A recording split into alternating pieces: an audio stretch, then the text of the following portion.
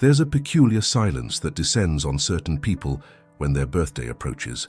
Not the kind of silence that comes from modesty or humility, but something deeper, something that whispers of wounds we cannot see. While the world around them erupts in celebration, these souls retreat into themselves, turning away from the cake, the candles, the forced smiles. To the outside observer, it might seem like simple preference, or perhaps an eccentric quirk. But beneath that surface lies a labyrinth of psychological complexity, a constellation of experiences that have transformed what should be a day of joy into something they'd rather forget. We live in a culture obsessed with celebration, with marking the passage of time through ritual and festivity. Birthdays have become not just personal milestones, but public declarations, social media spectacles, where our worth seems measured in the number of messages received, the size of the gathering, the grandeur of the gesture. Yet there exists a silent minority who watch this theater with a mixture of bewilderment and quiet pain. They are the ones who let their birthday pass like any other day, who change the subject when asked about their plans, who feel a tightness in their chest when someone discovers the date and insists on making it special.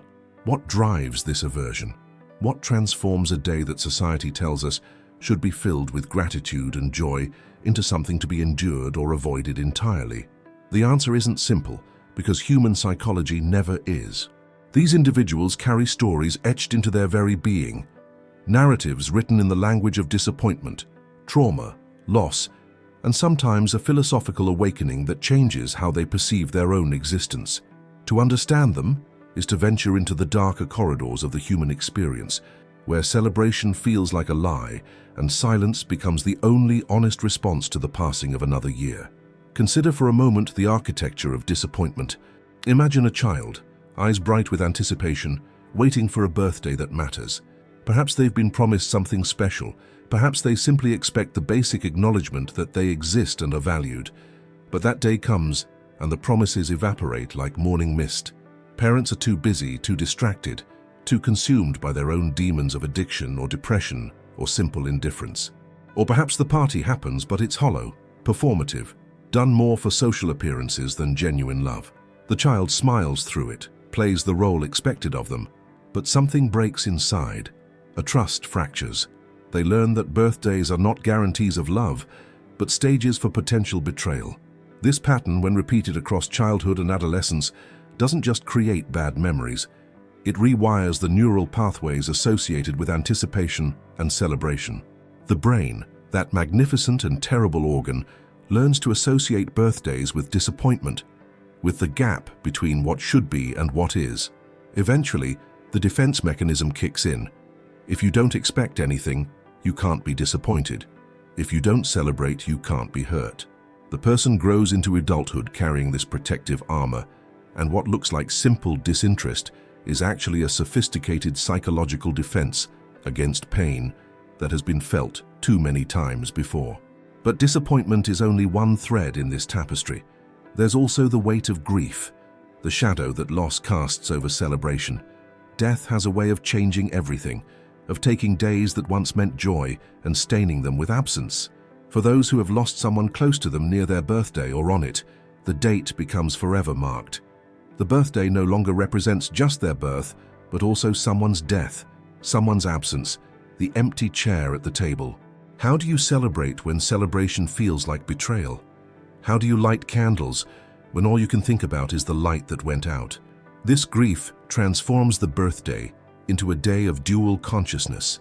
Part of them knows they're supposed to feel grateful for another year of life, but another part is trapped in the moment of loss, reliving it with each anniversary that passes. The joy of others feels obscene. Their well-wishes like noise that drowns out the quiet conversation they're having with someone who can no longer answer. So they retreat, not from life itself, but from the performance of happiness they cannot authentically deliver. Their silence on their birthday is not emptiness, but fullness, an overflow of emotion too complex to share with those who only see the surface. Then there are those for whom birthdays became weapons, tools of manipulation wielded by toxic relationships. Picture the person who grew up with a parent who used birthdays as opportunities for control, who gave gifts with strings attached, who turned what should have been simple celebration into transactions demanding gratitude, obedience, submission. Or the romantic partner who made birthdays into tests, into elaborate dramas where love was proved or disproved by the perfection of the celebration. These individuals learned that birthdays aren't gifts, but obligations. Moments when they are most vulnerable to the expectations and demands of others. The psychological term for this is conditional celebration, where love and acknowledgement are granted not freely, but as rewards for meeting someone else's standards. The birthday becomes less about the person whose birth is being marked, and more about satisfying the emotional needs or ego of others. After years of this, the very concept of birthday celebration becomes contaminated, associated not with joy, but with anxiety, performance pressure, and the exhausting labor of managing other people's feelings. When they finally break free from these toxic dynamics, they often break free from birthdays too, reclaiming their autonomy by refusing to participate in a ritual that was corrupted. But we must go deeper still, into the realm of existential awareness. There exists a category of people who don't celebrate birthdays not because of trauma or disappointment, but because they have awakened to a particular truth about existence that makes celebration feel absurd. They have looked clearly at the nature of time, at mortality, at the relentless march toward inevitable decay and death, and they find it strange to celebrate that progression. Each birthday is not just a beginning, but an ending, 1 year closer to the ultimate conclusion. Why, they wonder, should we mark with joy the narrowing of our time, the reduction of our possibilities? This isn't depression, though it might look like it from the outside. It's a philosophical position, a kind of lucid melancholy that comes from truly understanding what a birthday represents. While others celebrate the addition of years, these individuals feel the subtraction, the diminishing of the finite resource that is life. They don't necessarily fear death, but they respect it enough to find birthday celebrations a form of denial, a whistling past the graveyard that feels dishonest. Their silence on their birthday is not sadness, but a kind of reverence, a moment of genuine reckoning with their own temporality. This existential stance often intersects with a broader disillusionment with social rituals and performative culture. In an age of social media saturation, birthdays have become particularly theatrical, elaborate productions designed more for public consumption than private meaning. For those who have developed a distaste for this performance, who see through the veneer of connection to the loneliness beneath, birthday celebrations feel like lies. They watch others post perfect photos of perfect moments, and they know the reality is often far messier, far sadder. They refuse to participate not because they don't value connection, but because they value authenticity more. And they see no authenticity in the scripted joy of modern birthday culture. There's also the phenomenon of what we might call temporal dysphoria, a disconnect between chronological age and felt age. Some people reach a point where their birthday feels like a betrayal of their internal sense of self. They look at the number, and it doesn't match who they feel they are. Perhaps they've experienced trauma that froze part of them at a younger age, or perhaps they simply never felt like they grew into the adult the world expects them to be. Each birthday emphasizes this disconnect, this gap between external age and internal experience. The celebration of the chronological age feels like a celebration of something false, something that doesn't represent their actual reality. So they opt out, refusing to acknowledge a number that doesn't acknowledge them. Consider also the burden of unmet potential. For some, birthdays are unwelcome reminders of everything they haven't accomplished, every dream deferred or abandoned, every version of themselves they thought they would become by now, but haven't.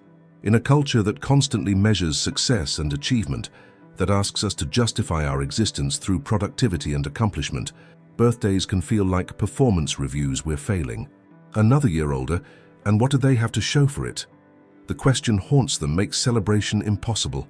How can you celebrate when all you feel is the weight of your own inadequacy, the distance between who you are and who you thought you would be? This is compounded by comparison, that thief of joy. Social media has made it impossible not to measure our lives against others, to see their carefully curated highlights and mistake them for complete narratives. When your birthday comes and you're forced to take stock of your own life, the comparison becomes unavoidable. You see peers who seem to have it all figured out, who post about their careers, their families, their adventures, and your own life feels diminished by contrast. The birthday becomes a day of accounting, and the accounts don't balance in your favor. Celebration would feel like pretending, like lying to yourself about the true state of your existence. But let's also consider the introverts, those whose internal wiring makes them genuinely uncomfortable with the attention that birthdays demand. For them, it's not trauma or philosophy, but simple temperament. Being the center of attention, even positive attention, feels draining rather than energizing. The expectation to perform gratitude, to be effusively happy, to manage the emotions and expectations of those who want to celebrate them, it's exhausting. They don't hate their birthday, so much as they hate the social obligation that comes with it, the way it forces them out of their comfortable solitude into a spotlight they never wanted.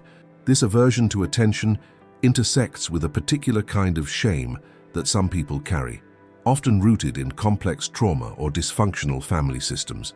They learned early that being visible was dangerous, that calling attention to themselves led to criticism, punishment, or unwanted scrutiny. Their survival strategy became invisibility, and birthdays are the antithesis of that strategy. Even when the attention is positive, even when people genuinely want to celebrate them, the old programming kicks in, telling them that visibility equals vulnerability, that being seen means being hurt. So they hide, they minimize, they let the day pass unmarked because marking it feels like danger. There's also a profound category we must not overlook: those who struggle with their very existence, who carry the weight of depression or suicidal ideation. For them, birthdays are particularly cruel reminders that they continue to exist when part of them wishes they didn't. It's not that they want to die necessarily, but they exist in a state of ambivalence about life itself, and being asked to celebrate that life feels absurd, even obscene. How do you light candles and make wishes when your primary wish is often just to stop feeling the way you feel? How do you accept congratulations for surviving another year when survival has felt like the hardest, most exhausting labor you've ever done?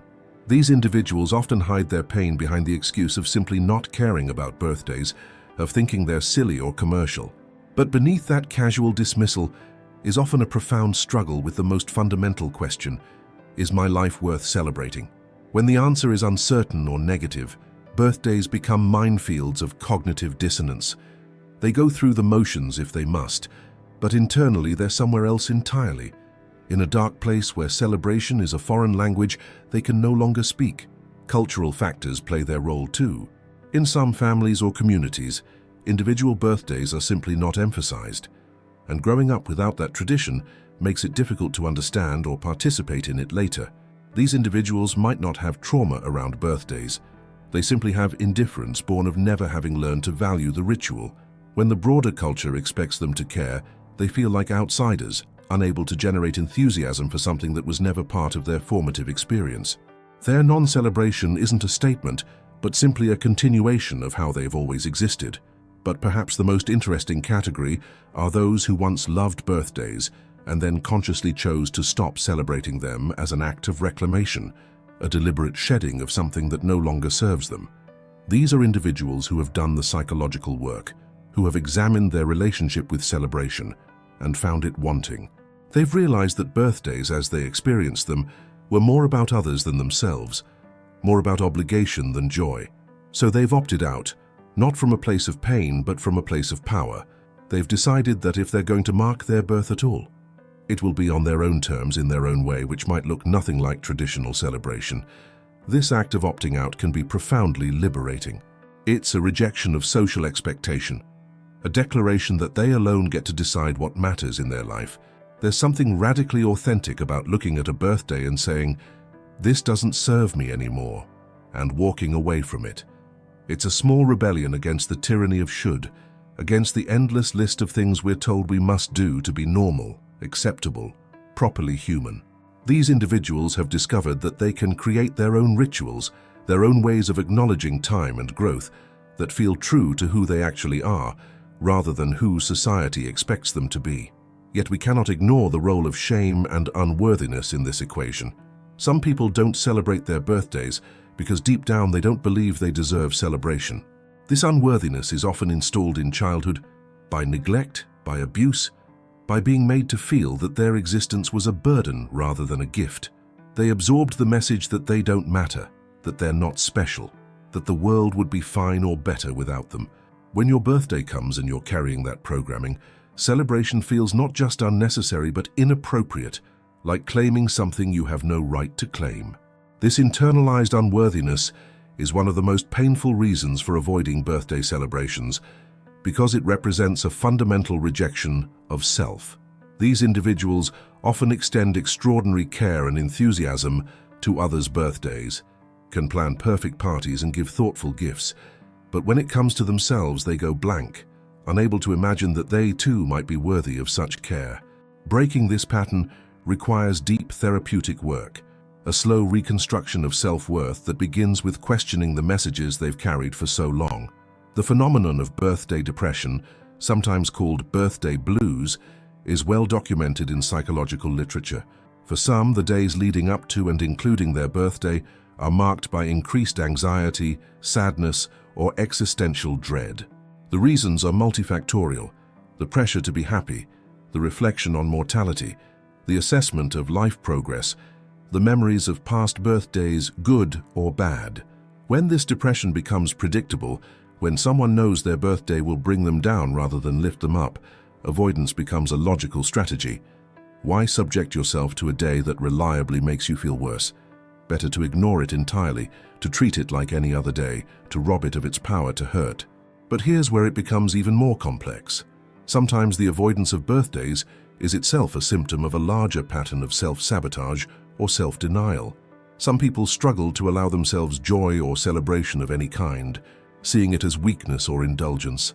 Their birthday becomes just one more opportunity to practice this self-denial, to prove to themselves that they don't need what others need, that they're above such human requirements.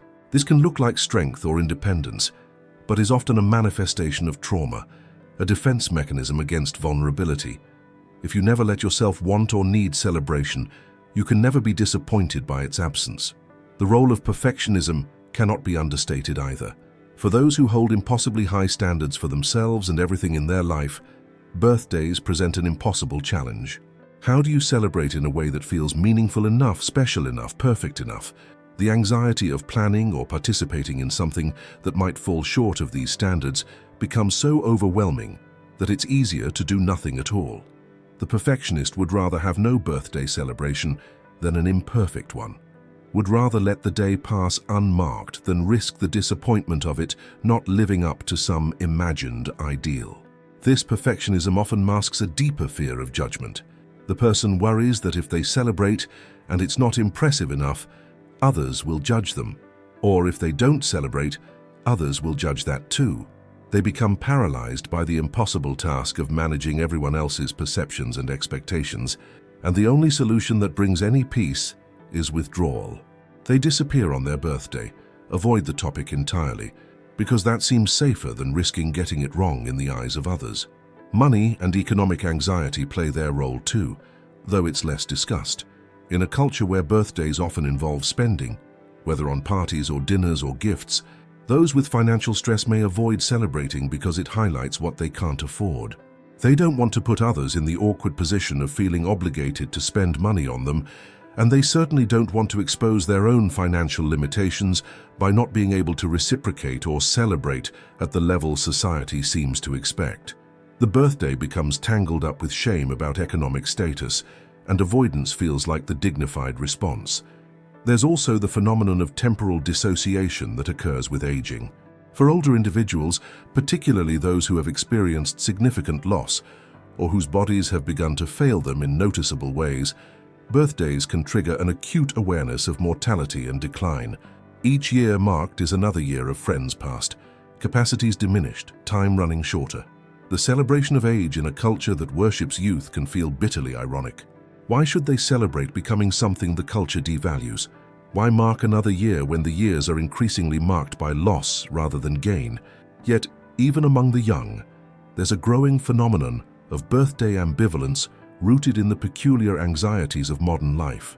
Young adults facing economic uncertainty, climate anxiety, political instability, and a sense that the future is precarious at best, find it difficult to celebrate the passing of time into such uncertainty.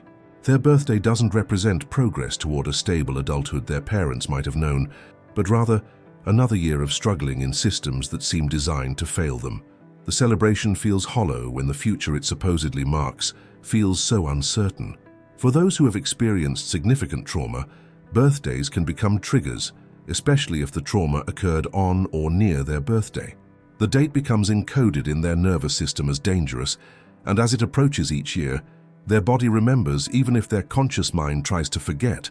They might not even know why they feel increasingly anxious or depressed as their birthday nears, but their autonomic nervous system is responding to the anniversary of something terrible. Avoidance of birthday celebration becomes not just psychological, but physiological, a deep animal need to not revisit the time of wounding. The spiritual dimension deserves attention as well. Some people have developed spiritual or philosophical frameworks in which birthdays hold no meaning or even run counter to their beliefs. Whether through Buddhism's emphasis on non-attachment and the illusion of individual self, or through other spiritual traditions that downplay the significance of the material and temporal, these individuals genuinely don't find value in marking the arbitrary completion of another solar orbit. Their non-celebration isn't rooted in pain, but in a metaphysical understanding that makes birthdays irrelevant to what they consider truly important. Consider, too, the people who are estranged from family, who have cut ties with toxic relatives or found themselves cut off. For them, birthdays can be painful reminders of these severed connections. Even if the estrangement was necessary and healthy, there's often grief attached to it, and birthdays bring that grief into sharp relief. They might have memories of family birthday traditions that they can no longer participate in, or they might feel the absence of people who once would have acknowledged the day. The silence from estranged family members can be both a relief and a wound, and rather than sit with that complexity, they simply opt out of the day entirely. Social anxiety compounds many of these factors. The person who already struggles with social situations finds birthdays particularly challenging because they become the focus of social attention. The singing, the forced joviality, the expectation to look happy and grateful, it's a perfect storm for someone whose anxiety already makes social performance difficult. They learn that avoiding birthday celebrations is avoiding anxiety, and the relief that brings becomes its own reward, reinforcing the pattern year after year. Then there's the category of people who have experienced birthday-specific trauma. The party that went horribly wrong, the surprise that triggered a panic attack, the revelation of betrayal that happened on a birthday. These events can create such strong negative associations that the entire concept of birthday becomes contaminated. Unlike general childhood disappointment, this is a specific incident, often a single memory that's so powerful it casts a shadow over every birthday that follows. The rational mind knows that not every birthday will be like that one, but the emotional mind doesn't distinguish so clearly. We must also acknowledge the role of control and autonomy. For some individuals, particularly those who grew up in controlling environments where every aspect of their life was managed by others, refusing to celebrate their birthday is an assertion of agency. It's one of the few things they can completely control, a declaration that they alone decide what has meaning in their life. This can look like stubbornness or negativity to others, but it's actually a crucial part of developing a sense of self separate from others' expectations and demands. The grief of identity loss can also drive birthday avoidance. People who have experienced major life transitions, whether through divorce, job loss, health crisis, or other significant changes, sometimes find that birthdays force them to confront who they've become versus who they thought they would be. The celebration of another year feels like celebrating a self they no longer recognize or feel comfortable inhabiting. They're in a liminal space between identities, and marking time in that space feels premature, like celebrating before they've figured out who they actually are now. There's also the exhaustion factor that's rarely discussed. Some people, particularly those in caretaking roles or high-stress situations, simply don't have the emotional or physical energy for birthday celebrations. They're so depleted from taking care of others or managing their own survival that adding a celebration to the mix feels like one more task they can't handle. Their avoidance isn't philosophical or traumatic, it's purely practical. They've done the math and decided that their limited resources are better spent elsewhere. Cynicism about commercialization drives some of the aversion too. For those who see clearly how birthdays have been co-opted by capitalism, turned into opportunities for consumption rather than genuine connection, participation feels like complicity. They rebel against the hallmark version of birthdays, the pressure to buy and spend and perform gratitude for things they didn't ask for. Their non-celebration is a political statement, a rejection of the commodification of human connection and meaning. But perhaps what's most important to understand is that for many people, the avoidance of birthday celebrations isn't a single thing, but a constellation of factors, a complex web of reasons that shift and overlap depending on the year, the circumstances, the state of their mental health and their relationships. One year it might be grief, another year exhaustion, another year a simple desire for solitude. The consistency of avoiding celebration might mask an underlying inconsistency of reasons, and that's deeply human. We're not simple machines responding to single inputs, but complex beings whose relationship with something like birthdays can evolve, deepen, or shift entirely based on where we are in our journey. What becomes clear when we sit with all of this complexity is that the person who doesn't celebrate their birthday is often engaged in a profound act of self-honesty, even if it's painful honesty. They're refusing to pretend, refusing to participate in something that doesn't feel authentic to their experience. In a culture that often values performance over truth, that asks us to smile even when we're hurting, their refusal can be radical. They're saying, in effect, that their inner reality matters more than social expectation, that integrity with themselves is more important than making others comfortable. This doesn't mean their choice is always healthy, or that they shouldn't examine their reasons, and perhaps seek help if those reasons stem from trauma or depression. But it does mean we should approach these individuals with curiosity rather than judgment, with compassion rather than insistence. Their silence on their birthday is not emptiness but communication, a statement about their relationship with themselves, with time, with mortality, with meaning.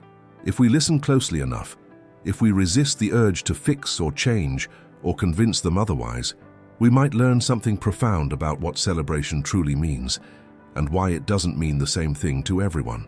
The souls who don't celebrate birthdays are teachers if we're willing to learn.